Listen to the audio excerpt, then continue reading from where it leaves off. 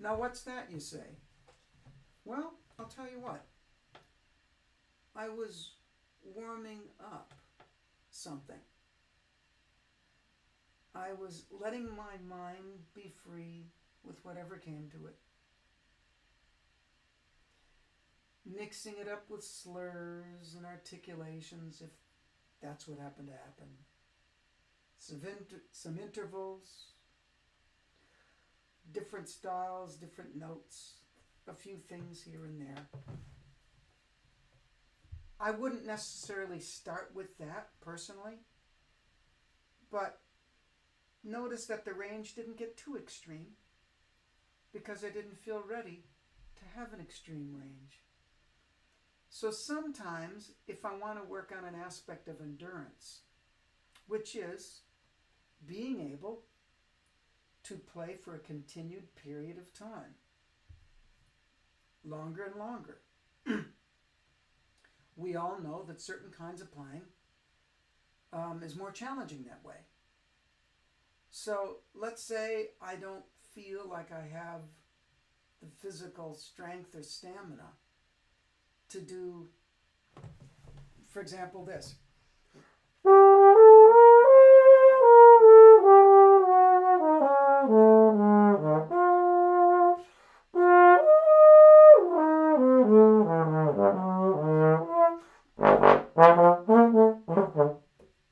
That was nonsense. But let's say I didn't feel like I could cover that much range, and I didn't even go that high or that low. But my point is, there's times where I can do that extended playing in all these different ranges, really extreme high, extreme low, and keep it up and feel good with it. If not, and I don't feel like reading any music, and I just want to keep my own improvisation or letting things come to me, even if it's just a stream of consciousness with no specific connection, and I still want to have the mouthpiece on the embouchure and playing the horn for an extended period of time, if I did that, the thing you heard before, in that kind of mid-range, touching on a couple of high notes a little bit and a couple of little lower notes, I could do that for 15 minutes solid. If not, I do it 5 or 10 or 11 or 15. Sometimes I've done it for a half hour. And you're on that the whole time in a place that feels comfortable. You're not reading anyone else's music, so you're following your own dynamics, taking cues from what your body can do. And from that, you discover all sorts of different ways that you can still be expressive in a smaller spectrum of range, decibly, and harmonically. So people think about working on endurance. Sometimes I think working on endurance can kill endurance. Doing too much heavy stuff too soon, too much loud, too much high and loud, or too much trying to play too big, low and loud. I have found doing that too much and spreading out the embouchure wider and wider and wider to do it. You can really feel like you've popped your embouchure in a sense. It gets all stretched out. It doesn't have the flexibility, and yeah, maybe you have a few notes that go do, do, do, but that's about the extent of your vocabulary. So what I was just doing at the start of this video was, for me, after I was warmed up in a certain way, because there's some flexibility involved in that,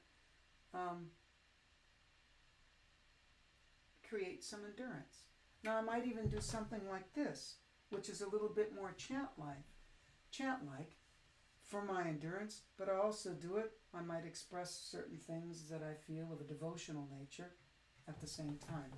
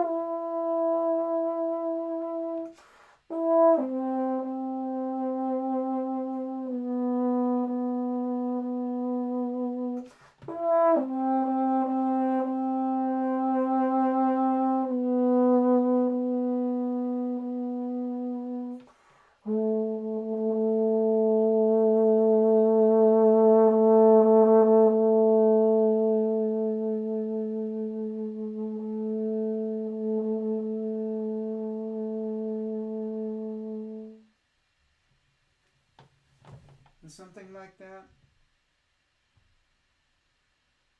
I'm allowing something that I feel deeply to come through.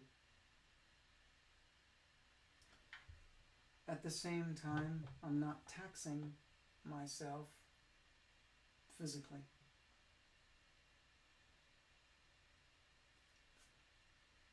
You don't always have to practice a concerto.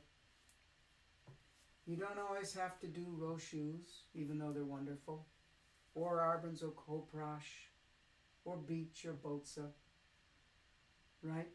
Or Charlier, or I love the Smith top tones for the trumpeter, to feel like you're getting something done.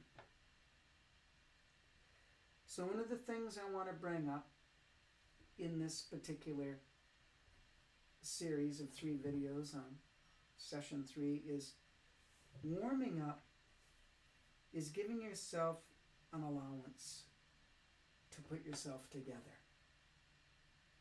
So all the parts of you can come in balance and in harmony.